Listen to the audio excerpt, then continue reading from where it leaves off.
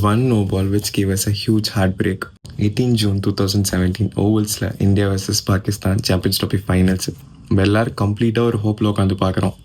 4th over Bumrah Pavul பண்ணுறாரு. Fucker ஜமான் ஒரு edge, தோனிக்கிட்ட இருந்து ஒரு நல்ல கேட்சு. மொத்த டீம் அண்ட் ஃபேன்ஸ் எல்லோரும் செலிப்ரேட் பண்ணுறாங்க. சடனாக அம்பையர்கிட்ட இருந்து ஒரு நோ பால் சிக்னல். ஸ்டேடியமில் டெட் சைலன்ஸு. அங்கேருந்து பாகிஸ்தானுக்கு ஒரு பெரிய டர்ன் ஓவர். ஃபக்கர் ஜமான் அந்த இன்னிங்ஸை நல்லா பில்ட் பண்ணுறாரு. 114 ரன் ஸ்கோர் பண்ணுறாரு. அதுவும் இல்லாமல் பாகிஸ்தான் ஒரு பெரிய டோட்டலை போடுறாங்க. இந்தியாவுக்கு செகண்ட் ஹாஃபில் complete batting collapse. Hardik Pandya ஒரு சர்வைவராக நின்று எவ்வளோ ட்ரை பண்ணாலும் அந்த மேட்ச்சை நம்ம ஒரு பெரிய மார்ஜினில் லூஸ் பண்ணியிருப்போம்.